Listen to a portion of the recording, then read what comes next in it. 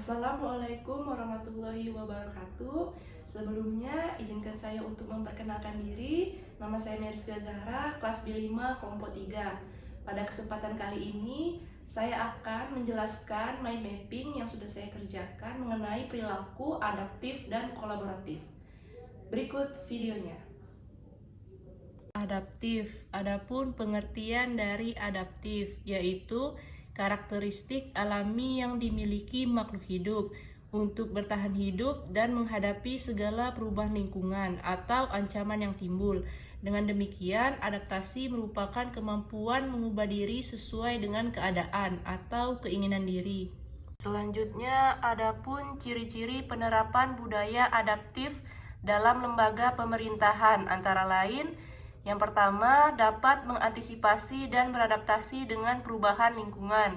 Kedua, mendorong jiwa kewirausahaan. Yang ketiga, memanfaatkan peluang-peluang yang berubah-ubah. Yang keempat, memperhatikan kepentingan-kepentingan yang diperlukan antara instansi mitra, masyarakat, dan sebagainya. Yang terakhir, terkait dengan kinerja instansi.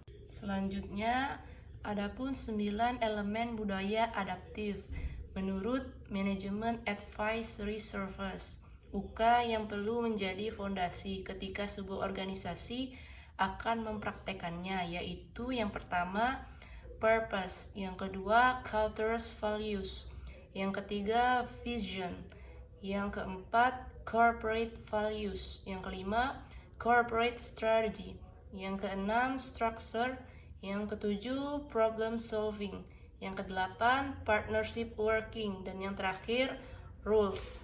Selanjutnya, adapun adaptif sebagai nilai dan budaya ASN, Learning Organization Peter Sense, yaitu yang pertama, pegawainya harus tetap terus mengasah pengetahuannya sehingga ke tingkat mahir atau personal mastery.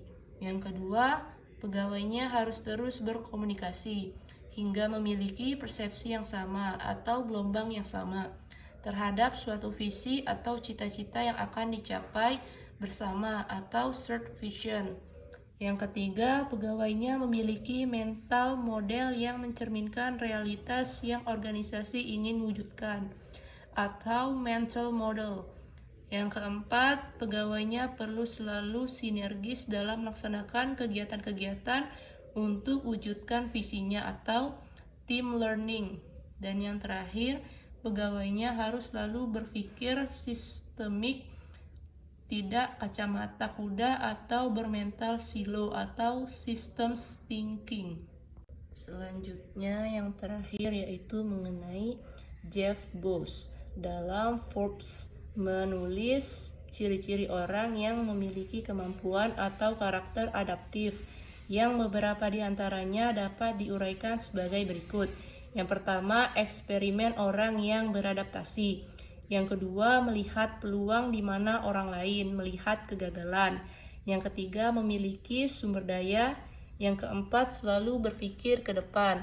Yang kelima, tidak mudah mengeluh. Yang keenam, orang yang mudah beradaptasi, tidak menyalahkan. Yang ketujuh, tidak mencari popularitas.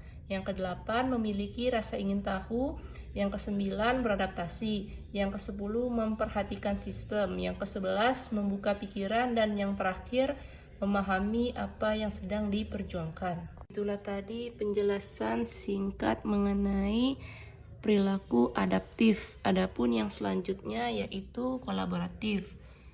Kolaboratif pemerintahan menurut Irawan 2017 mengungkapkan bahwa sebagai sebuah proses yang melibatkan norma bersama dan interaksi saling menguntungkan antar aktor governance. Adapun selanjutnya yaitu mengenai 6 kriteria penting untuk kolaborasi. Yang pertama, forum yang diprakarsai oleh lembaga publik atau lembaga.